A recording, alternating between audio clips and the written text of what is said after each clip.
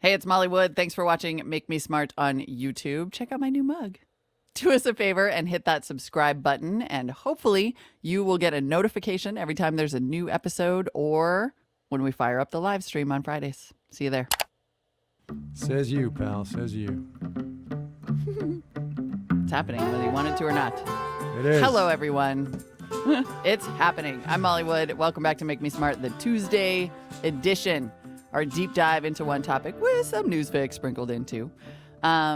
Today on the show, we are departing, for the most part, I would say, from the pandemic news cyclone. And just going ahead with a completely different story, which actually is big time, happening all over, hits squarely on all three of our interests: tech, the economy, and culture. We are talking about China, specifically U.S. relations with China, that have gotten so bad that some people are calling it a new Cold War. There is the battle over technology. We'll talk about that. There's Hong Kong. We'll talk about that. There's the trade war, which is, oh, by the way, still going on. All of that stuff, and none of it seems to be getting any better. In point of fact, it's actually getting worse. Yes. So our guest on the show today, we're just making it easy on ourselves and getting the best. Jennifer Pak, our China correspondent, based in Shanghai, who stayed up until 1 a.m, bought a very expensive cup of Starbucks in order to make us smart. Jennifer, welcome to the program. Hey, guys. I want to get to the $7 cappuccino first, actually. Sure. Is that normal? Starbucks, I think, on average is more expensive than any drinks in China, but it set the bar. You know, it really brought in the coffee culture. Normal cappuccino, I think, is whatever you call small, whatever small is like $4 usually. But I went to the Starbucks roastery, and I just said cappuccino at 10 o'clock at night, and they said, oh, okay, it's going to be $7. I said, wait, hang on a second, why is it almost double? And I think they said it was some sort of fancy bean. I didn't listen to it, but I was stunned. But you know what? It was packed. Okay, so U.S. China relations, whatever, Right. it was packed. Yeah. Huh. Well, so See, I knew that'd be a good talk place to about start. that for a second. Yeah, that's Sure. actually really good. So my local Starbucks down the block is external only, right? You can go and stand in line having pre-ordered, all that jazz. The Trader Joe's next door, basically they're metering people in and lining up outside. What's it like on the streets of Shanghai pandemic-wise?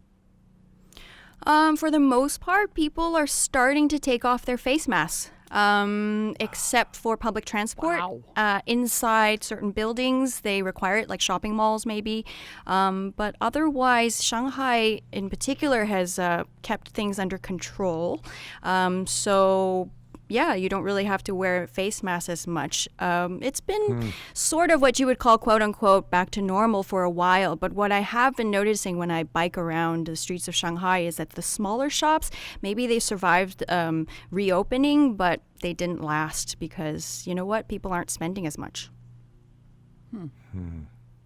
I'm still flabbergasted at starting to take off face masks, considering that there are many, many places in the United States where people have yet to put them on.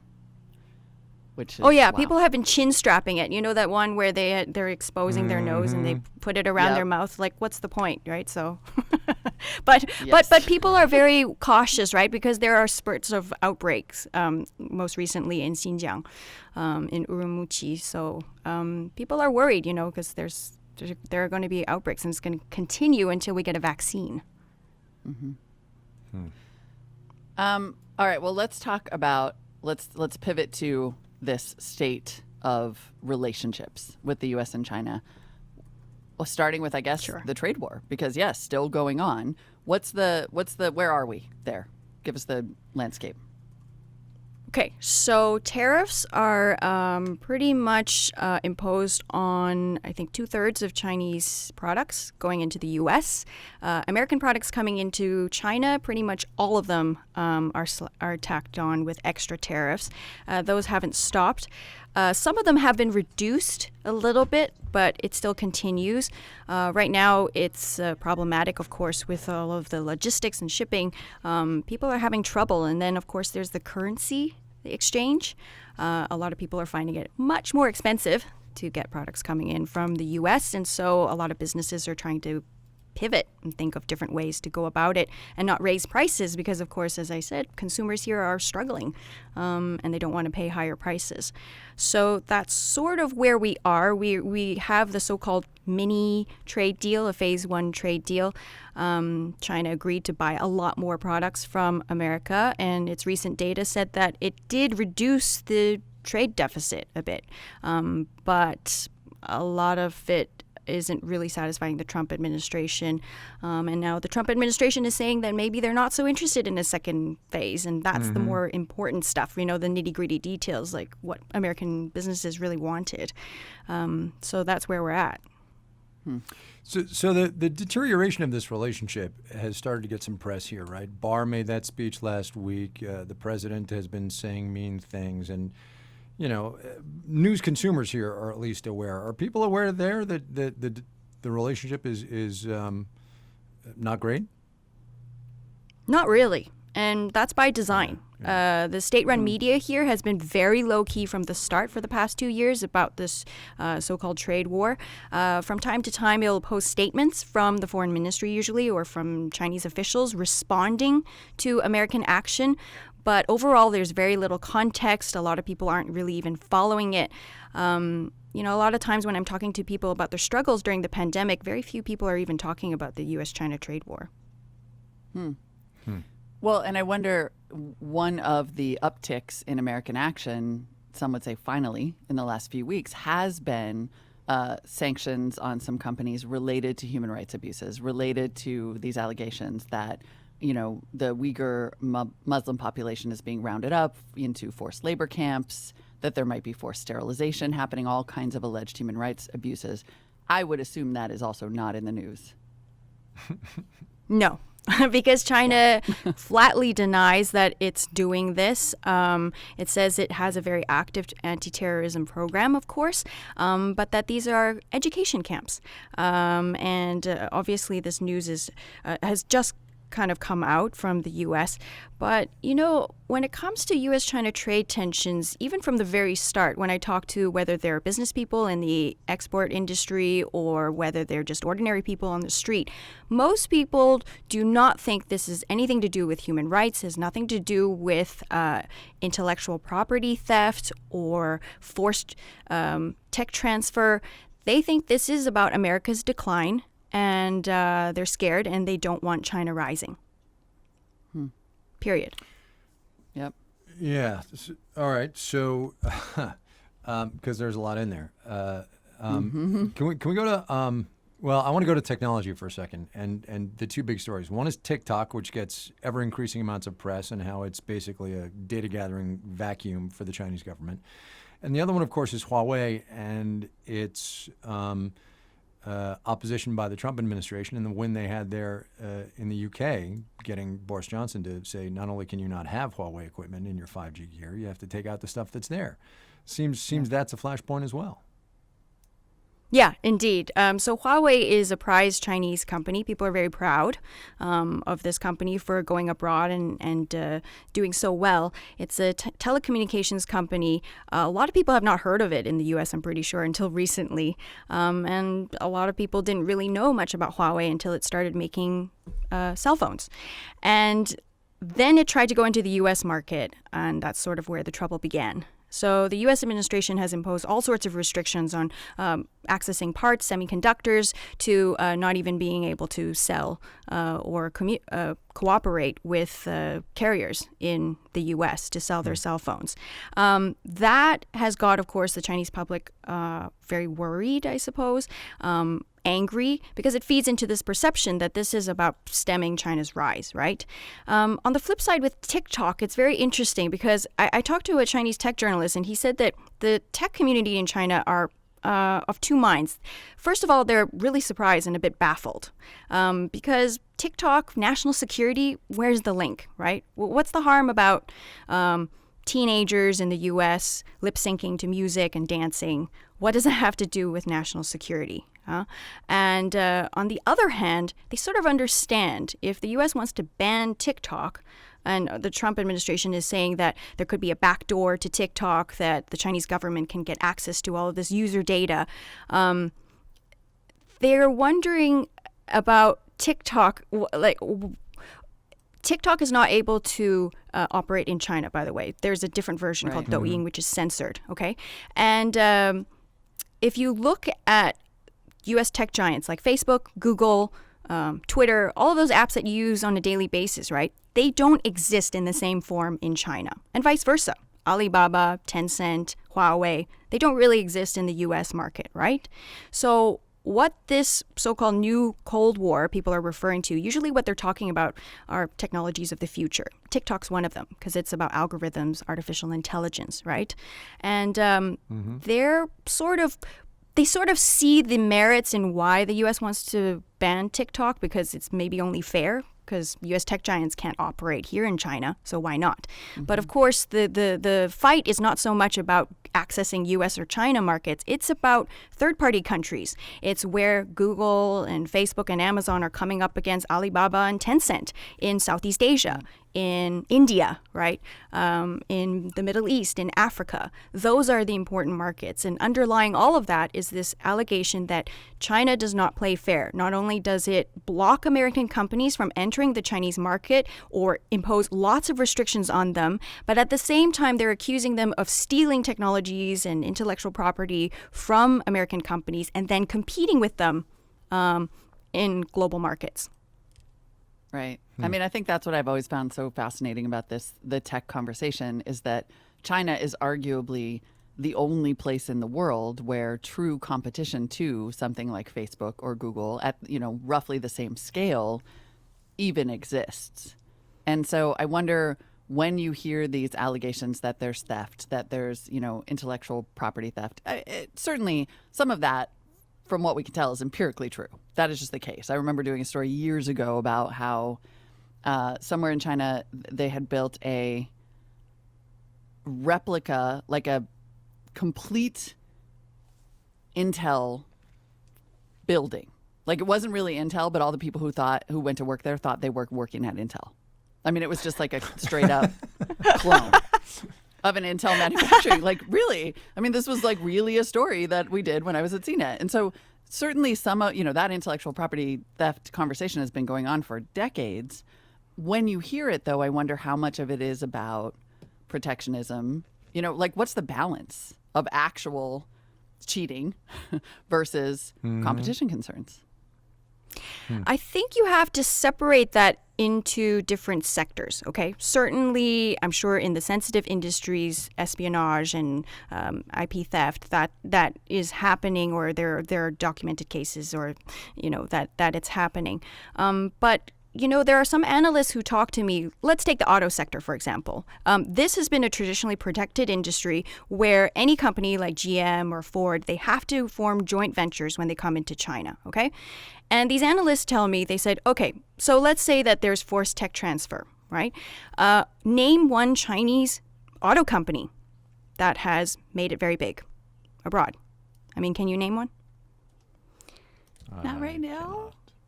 Yeah, I can try to really quick. Yeah. Exactly. I think what their point is, and maybe it's not entirely fair, but what they're trying to point out is that even if there was this policy unofficially to take, tech from American companies and foreign companies, it didn't really give China the edge it needed, okay? But what are the most innovative companies that's going on in China right now? Alibaba and Tencent, right? I mean, I can't tell you the last time I've used cash here in Shanghai, right? I don't know about you. I think you guys are still using credit cards, right? But I haven't seen cash in a long time, especially with the pandemic. So embarrassing. Backward Americans. That's not my point. I'm not saying that it's a huge innovation, but what I'm saying is that sometimes what Chinese companies are doing is that they're innovating and they're acting very quickly. And there is this thought, like going back to TikTok, for example, and all of these restrictions on Chinese companies, a lot of analysts I've been talking to and observers are saying that what it's really going to do is push the really competitive and really good Chinese companies to be even more competitive. If they really wanted to compete on the global stage, they're going to change, adapt, and figure out a way to survive. So let's look at India, for example, right? Recently, there was a border skirmish, and then the Indian government decided to ban 59 Chinese apps right, from the country. Yep. Well, guess what? Recently, a lot of these Chinese companies, they relaunched their apps, a light version. And they're surviving. So there's an argument that Chinese companies, because they work in this very opaque system and, policies change on a dime and it's like, uncharted territory, unwritten rules, reading between the lines, they're much more adept and flexible and nimble sometimes to change and shift their business model to adapt. And so this is really the big question for American companies is can they? Because what this U.S. China trade tension or new Cold War, whatever you want to call it, is doing is make it a very rocky terrain for businesses to navigate. Because it used to be quite easy for them to just say, you know what, I don't dabble in Tiananmen, Taiwan, or Tibet, or any sensitive political topics. I should be fine. But now it's really difficult because business is sensitive. It's difficult for us to even get normal interviews from analysts or companies because they hear we're an American outlet and they say, no, I don't want to talk to you. So that's what is at stake, is that it's very difficult for companies to navigate. And you know what? Political risk companies are probably making a killing if they're advertising themselves right. Well, so to that, right, and the political situation, and setting aside the Chinese government being totalitarian and the United States right now politically being split asunder intentionally, right, by its leadership, what does the business environment there feels like? Because you are painting a picture of a really adept, innovative, agile, and ambitious corporate mindset. While here, yes, there's some of that, and look, maybe this is because I've been stuck in a room attached to my garage for 114 days or whatever it is, but it feels like we're stuck and not adjusting to the new reality. I think, again, to not give you a straight answer, I think it depends from sector to sector. So if you're not TikTok or the parent company ByteDance, if you're not Alibaba, you're not Tencent, you're not Google, Facebook, I think a lot of people still feel there are great opportunities in China because guess what? China is the first one hit with the pandemic, the first one out. For all intents and purposes. Yep. Businesses is restarting. A lot of businesses are saying if they're going to generate any revenue this year, it's going to be from the China market. And a lot of people want in. So there are lots of businesses who are optimistic if they're outside of, the tech sphere, let's say, or the sensitive industries, who feel there are great opportunities here. But those are the ones who really, really want to be here. Okay. There are equally those who feel it's, really rocky terrain. And the problem is that while China says it's not exporting its model abroad, more and more companies have to watch not only what it does in mainland China, but also its global operations, what it's saying. Look at NBA, for example, right? It got itself in trouble. And guess what? I think the Houston Rockets even if they had games, they're still not being broadcast here. That page is sort of blank on the broadcasters. So they're not really back. South Korean businesses. So you look at Korean pop or Korean dramas, Korean TV and movies. No new ones have been released for the past 2 years or maybe a bit more after South Korea agreed to host an anti-ballistic missile system from the U.S. called THAAD. And so China got upset. And so that was sort of its punishment. And they still haven't really resumed any of that business. Yeah. Well, so this is what I wonder because, and this plays into, the new Hong Kong security law. There is, it seems, a tightening overall around media, obviously, speech, Hong Kong. Is there a point at which, China had great economic success by having a more open posture?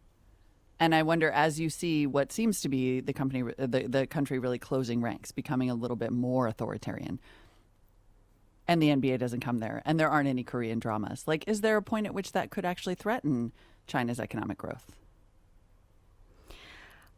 I think that Chinese officials are very pragmatic, let's just say, because at this point, while the Trump administration is, very loud about its anti-China stance sometimes.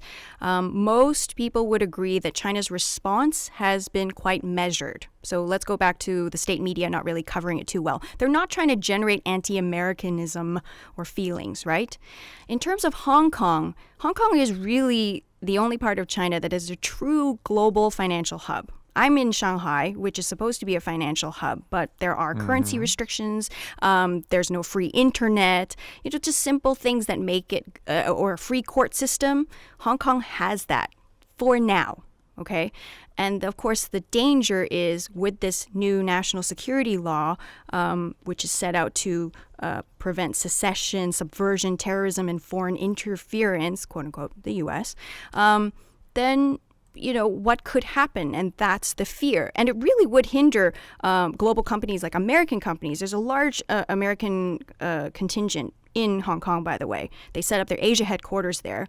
How are they going to recruit people if people are worried? They don't know, what's going to happen to them if, say, maybe they write the wrong thing on Facebook, which, by the way, is available in Hong Kong, not in mainland China. So it becomes a very kind of rocky terrain. That's the only way I could describe it. I don't know. There might be a better metaphor for it, but I think it's the political is now the economic. Like it's all combined now, and the gap is closing. It's very difficult for companies. I mean, look at HSBC. It's not enough to just keep quiet. Now they had to come out and support the national security law, right?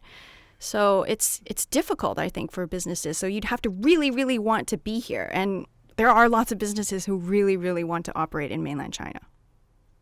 So what's your guess, Jennifer? Last thing on the way out here. What's your guess? Does this get worse before it gets better, or is this the low with all this talk of a new Cold War? Gosh, you know what? I would never venture to predict anything because anybody who says they know will be wrong. But I will say, every person who has been here, and I'm sure it was true when you were here, Kai, everyone always says that this is the new low. This has never been seen before.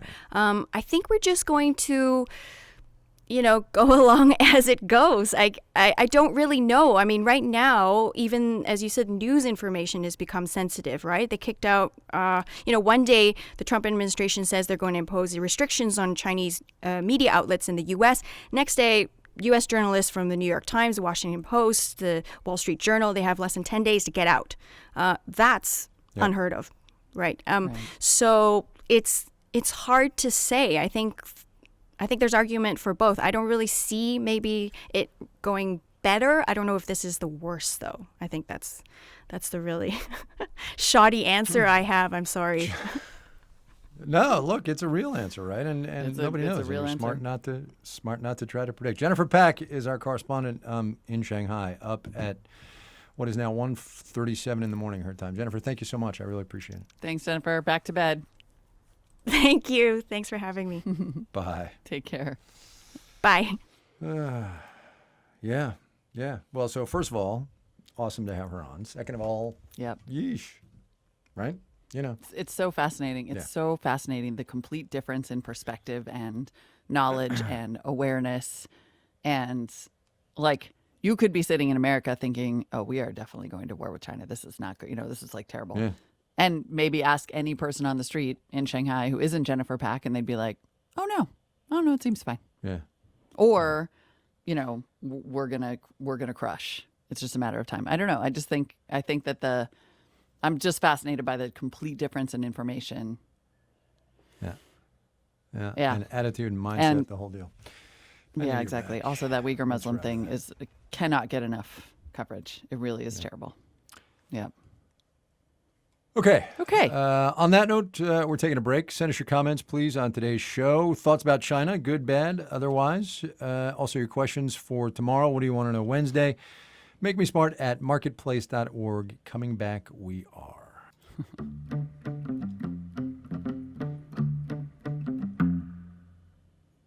And we're back. I was, during the break-ish, trying to find that story that I mentioned. Because I'm not good at details all the time. No. The entire fake factory, Intel factory, and I couldn't find it because my memory is fuzzy because this was like a while ago. I'm thinking like 2005, 2006. But I did find that will be in our show notes, a story from 2011 about how there was a fake Apple store in Shanghai that was so real that not only did it fool potential customers, it fooled the employees also. Remember that. Yeah. Yes. I'm I still remember sure that That's the other crazy. one that I mentioned is real in some form. I just can't find it right now because apparently the internet doesn't go back China very is far amazing. anymore. China I is mean, amazing. Yeah. They don't mess around. Yeah. They don't mess around Nope. with the knockoffs. All right. News fix. Mine looks Yes. terrifying, I know. So you can start. It does. You know why? Because there's 1, 2, 3, 4. There's 4 items here, but you're going to say, "Oh no, they're all the same thing." So that's fine. They're We'll do all that the when we same get there. thing. Drink. Mine's a quickie, and this is clearly the international edition of the Tuesday Make Me Smart because we had China, and now I want to go to the European Union for a minute because today Yeah. they made a huge deal. All 27 countries in the European Union, used to be 28. Hello Brexit. All 27 countries. Have agreed on a recovery spending plan. And a couple of things about it. Number one, it had to be unanimous, which is amazing that they got it done. Apparently, it was like 5 days of really brutal negotiations. But also, just sort of geopolitically, I think it's, and I'm sure this is on that drinking card game that came up yesterday. It's interesting because even as there are forces that are pulling the European Union apart, right? Hello, Brexit again. Yeah. They were able to come to a deal which will draw Europe closer together for a long period of time. And that is worth a note because, let me just put my marketplace hat on here for a second, it collectively is the biggest economy in the world, right? 450 million people. I couldn't tell you how many trillions of dollars worth of GDP. It's the biggest consumer market as a unit. And it matters. It matters in a very substantive way for us and for the global economy.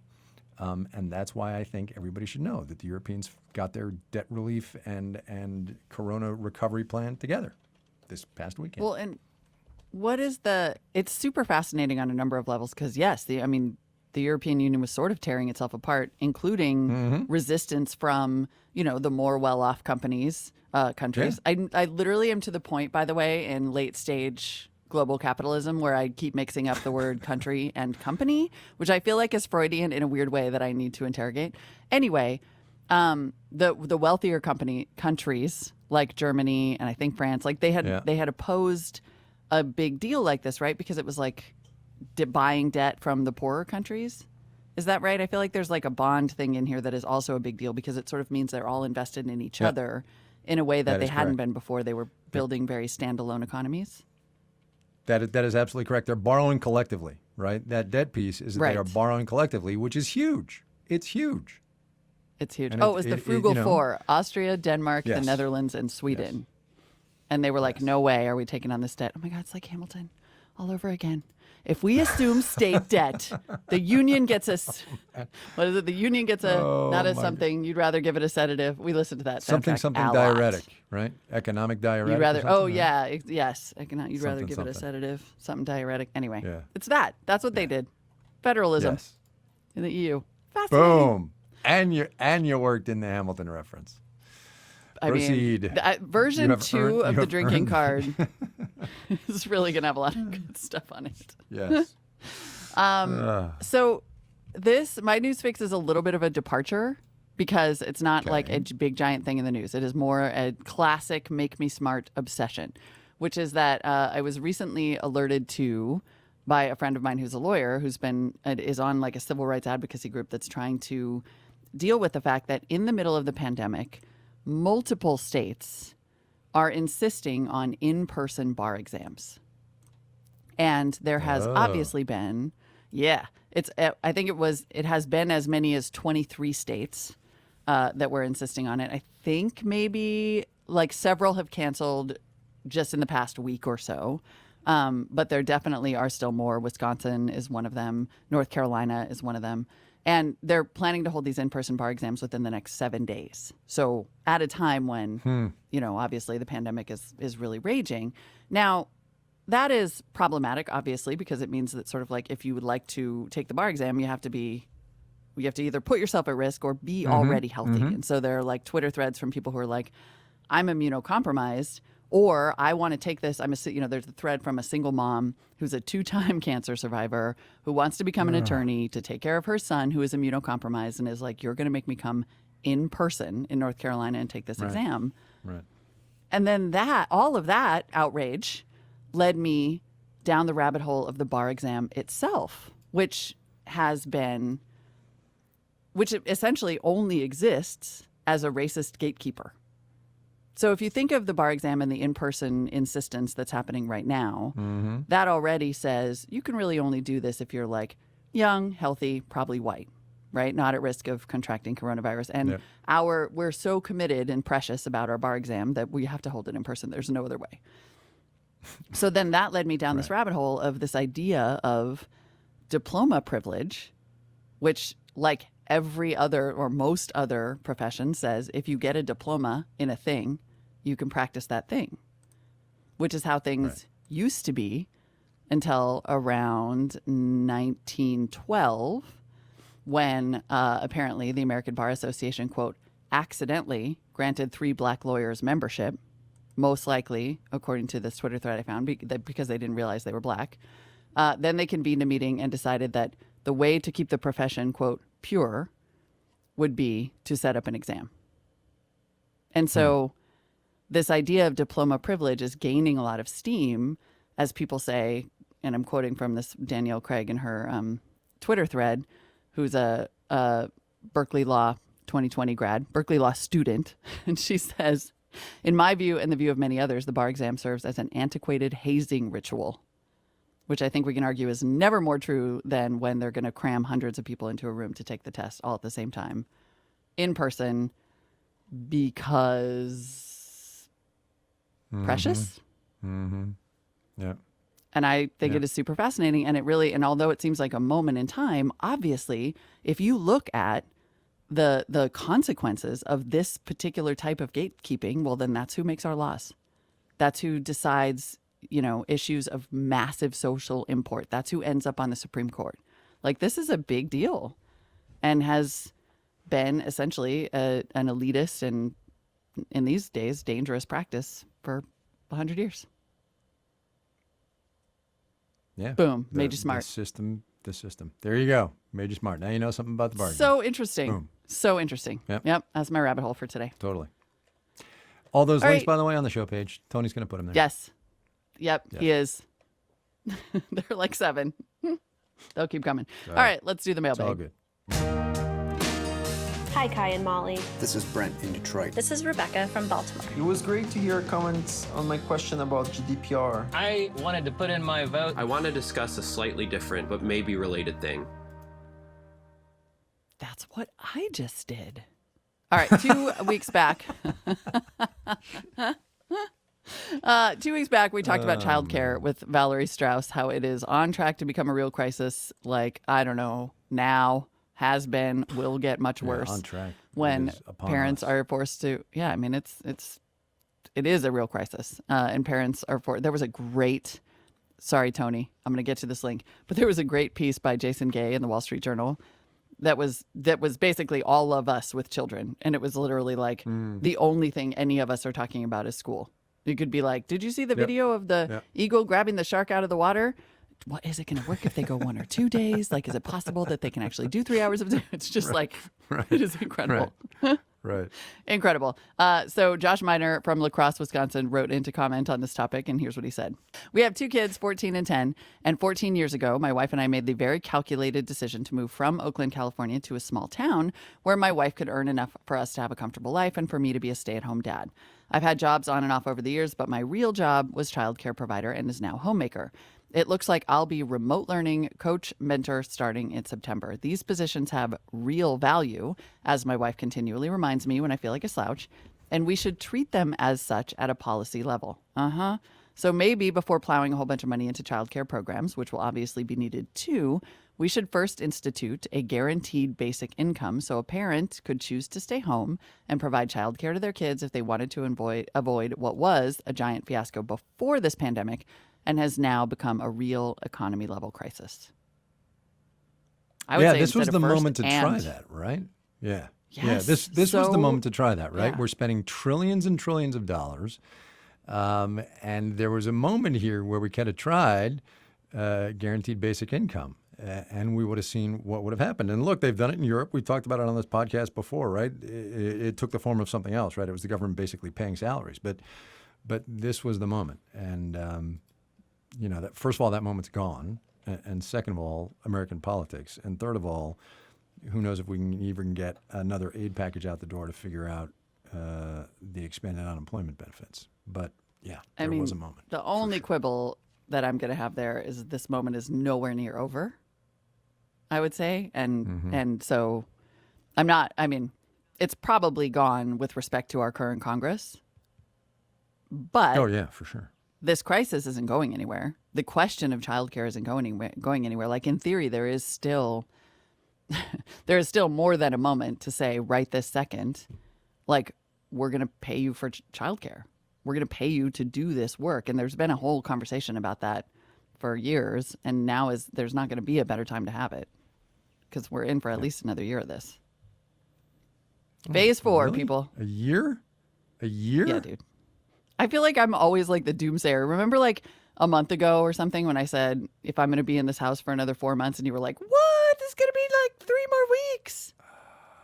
I'm just your big buzzkill. Okay. What signs do you see that we are not going to be in this for another year? Yeah, nothing. Yeah. All right, so we've done a couple of pandemic silver linings here on this podcast the last couple of weeks. Joe and his new startup from a number of weeks. We're just moving on. Katie and her sheep out in Vermont, if you remember that one. And now Michi Riegier is going to do a Zoom Fiddle Camp, and she wanted to share her experience with us. Here is what she sent us. Hi, Molly and Kai. I wanted to share a silver lining with you that was not even imaginable before this pandemic. I'm going to Fiddle Camp. As a 40-something accountant who closed on a house in March, I thought I would have to wait 20 years for this kind of flexibility. But for 6 days, it's 3 hours of classes with breaks in between and then a jam in the evening. And I don't have to fly to Florida or stay in a hotel. I feel like a child, and it's wonderful. Here's the tune we learned yesterday in the fun meter of 5.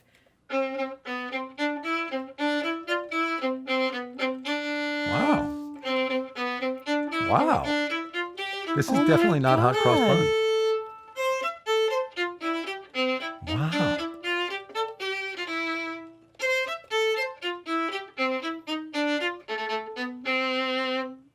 Wow. That was amazing. Get out of town. That was so cool. That was so cool. Love this. That was so cool. Let me, as long as we're on the topic of fiddle, let me give a plug here to a former marketplacer. He's on the Friday show every now and then. David Gura, grew up in North Carolina, plays the fiddle, and I don't even know what kind of music it is. But every Tuesday night, he lives in a brownstone in New York, in Brooklyn, with his wife and 3 young children. He is, by the way, just parenthetically going out of his mind with those 3 little kids. She probably more than he, because that's the way it happens now. But every Tuesday night, he goes up on the roof and he takes out his fiddle and he records something for like 2 minutes and puts it on his Twitter feed. And I think he's at David Gura, Gura. Check it out. It's cool. But this was awesome. This was super cool. And she was good, too. I was totally expecting hot cross buns, right? Yeah, for sure. I mean, I was... maybe Fiddle Camp isn't her first rodeo with respect to actually playing that instrument. That's what I was expecting. Clearly. That's what I was expecting. Also, if it were me. Also, that was absolutely wonderful. I have not learned how to play the piano in this quarantine, as I promised myself I would. Just, keeping myself accountable. I have grown a bunch of tomatoes. That was great. I dug that. So many tomatoes. Yes. Whoops. And I have a new design for mask making that I'm very excited about. It's related to the buff. Yeah, you know the tube, the gator, the neck gator? Yeah. I've decided that the neck gator, it's if you watch Survivor, it's the most useful piece of gear you can ever own and I have them because it could be like a neck thing and a headband and a pillowcase and a dress but I love to wear mine and use it as a mask because it's super like easy and accessible. And then I was like, this thing needs ear loops and a filter pocket. And then luckily YouTube obliged me in a video just 3 days ago. This lady had the same idea as me. So I figured out how to put ear loops on one. And then I ordered a bunch of fabric and I'm like, I can just sew in a stretchy little filter pocket. Yoink. Boom. Wow. Project. I got to do something, man. Okay. We are going to end as we often do on the Make Me Smart question. This week, Jed Kim, maybe a name familiar to some or all of you, the host also of the brand new podcast from Marketplace called Million Bazillion. I love everything about this and it's so fun and I'm going to listen to it even though I'm not a child. It's answering all of the weird questions that kids have about money. And in this case, he is answering our question. And here he goes. One thing I thought I knew, and I'm going to cut myself some slack here because almost everybody makes this mistake, is assuming that money started as a way to improve bartering. Like trading stuff for other stuff is inefficient, so money comes in to be a stand-in, and everyone's happy, and humanity develops into a new golden age of getting stuff done. Turns out money probably started as a way to strengthen relationships.